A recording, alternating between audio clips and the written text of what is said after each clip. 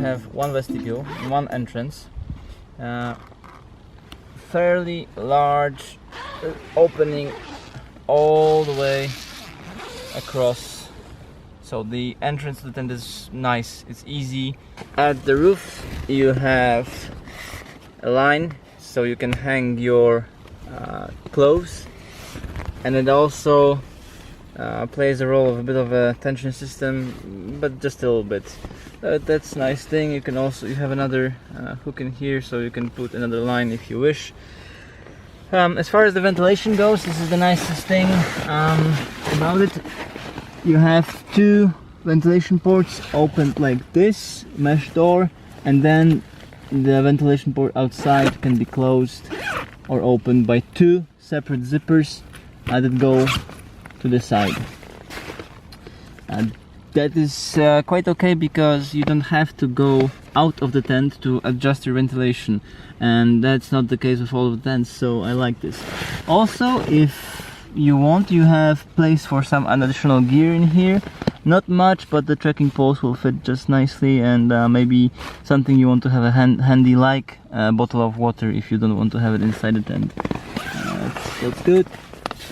On the other side, the opening is the same. As far as the space inside the tent goes, that's a disappointment for me. These are two sleeping mats. They are 50 centimeters wide each, and they fit quite okay next to each other. But what the problem is that when you lie, the inner fly sheet is really close to your head. That's because the main structure pole goes in the middle of the tent, and there is only one small pole at this side, so it's too close. If you're with another person lying in here, you will have to be like that.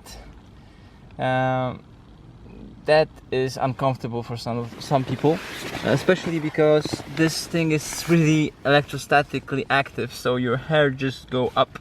You can even maybe see that with my hair. If you have longer hair, they will be all over the place, so that's not nice. The other complaint is how the inner tent is attached to the outer fly sheet. It's using these kind of lockers, clippers like this. They clip inside, and this would be okay because that should give you an advantage of an adjustable height. Instead, they are just fixed. There is nothing to regulate how high or how long this line that is attached to the clip here is.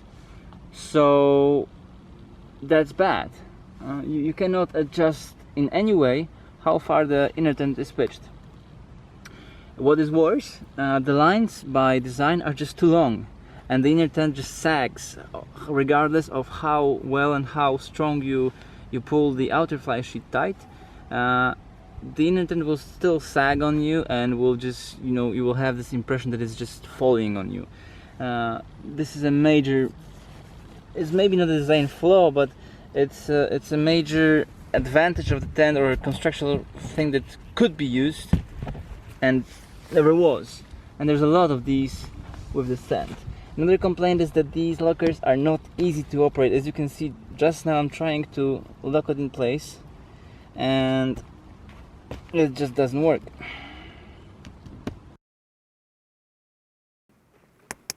There it is. Okay.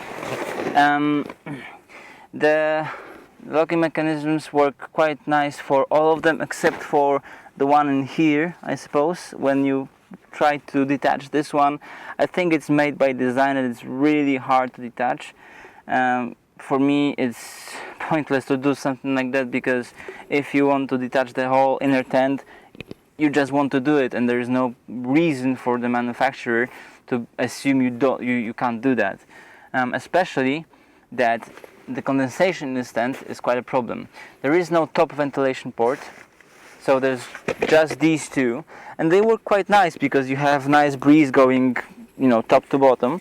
but the effect is that this is a fairly large tent, so there's a lot of condensation, especially if you pitch on wet grass, and thus obviously the inner fabric, the outer fly sheet will have a lot of moisture on it. So in the morning when it gets heavy, you can see there is not a lot of space between these two, and if you leave like that, if this thing sags,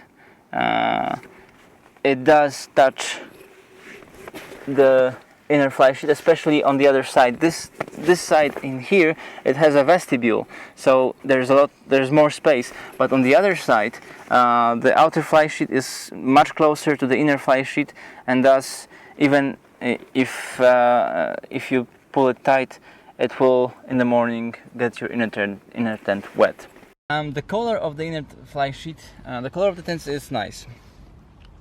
The outer fly sheet is green, as you can see, and I like that for just camouflage purposes. If you wild camp, that's nice. The inner fly sheet is yellow, so that really brightens up the inside of the tent. If you like it or not is your personal preference. For me, I like that because in the morning when I want to get up, I want the first rays of the sun to wake me up and make me leave the tent. But some of you guys I know don't like that, and they prefer dark colors for the inner tent to be able to just sleep longer and enjoy your holidays, I suppose. As far as the pockets go, you have two mesh pockets in here on that side and one mesh pocket on that side, supposedly for the door, but obviously for the night when you close the door you will have extra space in here. Leg room is quite okay. Headroom, as I said, there is a problem with being in here. As far as the material, as you can see, it already has some wrinkles on it, as the outer fly sheet as well. So given that this is advertised as a very reliable 3-season tent, some of you guys, I've read on the forum, want to use it as a 4-season tent as well, a winter tent. Not recommended, because in these cracks frost and snow will gather and that will give you problems. So maybe reconsider if you want to use it as a winter tent. So let's check the weight of the Robens Buzzard tent. Here we have standard kitchen weigh. Let's turn it on. Okay. This is a 1.5 liter bottle, so let's check if the weight makes sense. Should weigh about 1.5 kilo, of course. That's in pounds. 3 pounds 4 ounces, 54 ounces, or 1.553, so 53 grams for the bottle, so it more or less makes sense. So let's put on the tent now. Might be a bit tricky for it to stand, but okay, there it is. And it registers at 2 kilograms 9 grams, which corresponds to 4.4 pounds or 71 ounces more or less.